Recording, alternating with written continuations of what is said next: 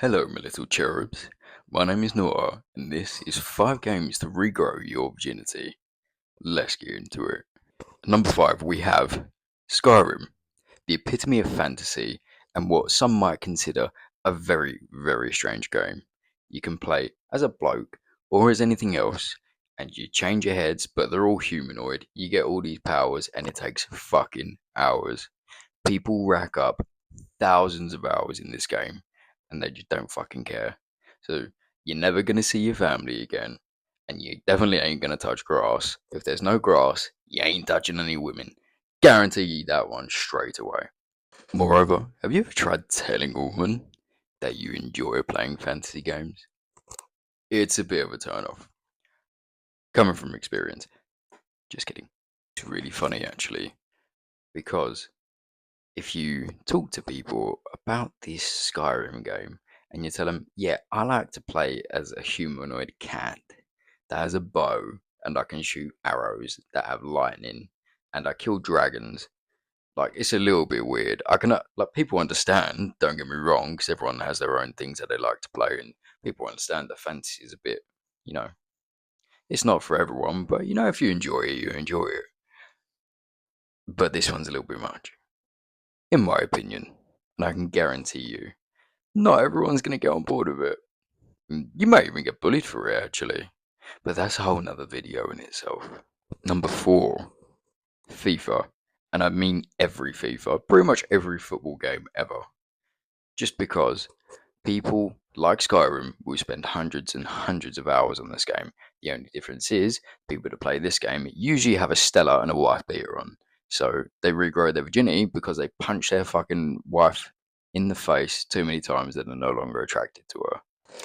I'm not even joking about that last statistic, by the way. That is a real thing. People that play FIFA will spend all of their time shouting at the television just because you press triangle, you've accidentally pressed circle, and the character's done something you don't want it to do. The ball's gone the wrong way, and you might have even scored an own goal. And like any good football culture, you're losing your shit, right? Things are going up in the air, fists are being thrown, you smash your TV, and the controller is broken on the floor. Kids are crying, you're crying, and it's ruined your night. All because a ball didn't go into the net. It's so funny. Also, FIFA's just the same game over and over and over. Kind of like Call of Duty. But I don't actually know what the difference is between any of the FIFA games. So it's a little bit sad. And the fact that they will keep putting it out there and people keep buying it as well is even worse. So maybe people should just stop playing this game. But then again, if they like it, they like it. Who am I to tell anyone what to do? And number 3, we have Monster Hunter. Again, all of the Monster Hunters. Monster Hunter as a basic premise is you hunt monsters. I know, baffling. But what's worse is if you talk to people about it, you're basically just hunting dragons most of the time. And like most people would say, it's a little bit wet when you're doing that.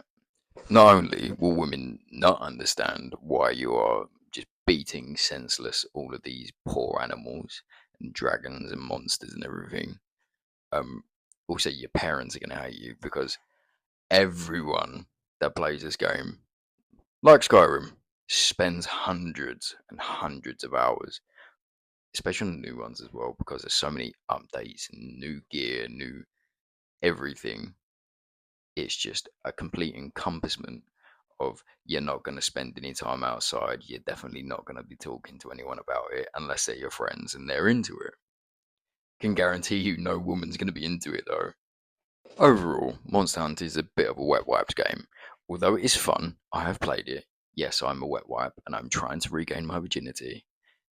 It's still a wet wipes game.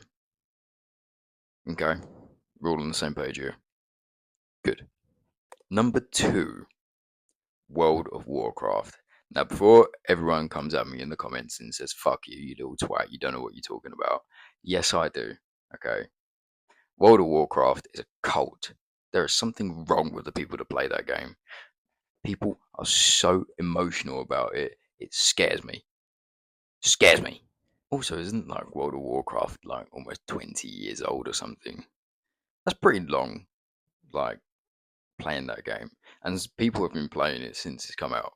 Because I'm pretty sure it's only just gotten bigger and better, quote unquote, over the years. I've never played it myself, but I've seen a lot of people play it. To be honest, anyone that's played any MMORPGs has kind of started on World of Warcraft. And I say this one's for growing your virginity again, but really this one could be put into the category of never losing it because you've spent so many time on it. Also, remember in Zombieland where the guy's been playing World of Warcraft for like 3 weeks straight, and there's pizza boxes piling up, and there's Mountain Dew everywhere, and everything like that, and he hasn't showered for a while. It's a bit like that. They're kind of smelly people, so that definitely doesn't help towards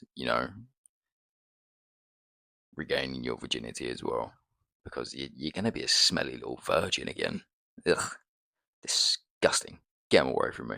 And a number one, in my opinion, the absolute best game for regrowing your virginity is RuneScape. To be honest, I think most of you are going to wholeheartedly agree with me that RuneScape is just absolutely diabolical when it comes to time spent in game. I have seen accounts where people have spent 8,000 hours playing the game.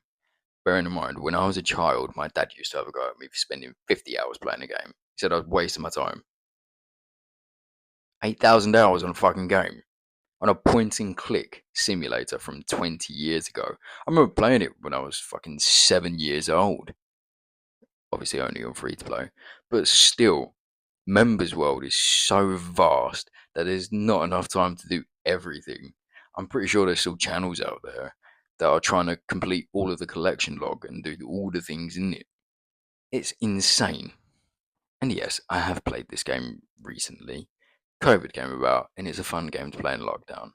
However, there is just so much content in it that I can't play it all, and it's a bit overwhelming for me. But some people love it and they spend all the time in it.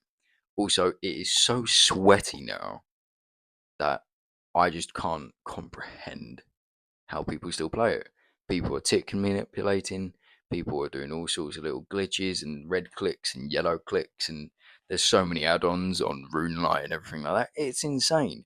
And to play any game like that hard for so long, of course you're going to regrow your virginity. And this one is in the regrow category because you've grown up, it went offline for a little bit, you didn't play it, you started playing it again, and it's come back. You can feel that little butthole clenching. That's your virginity growing back, mate.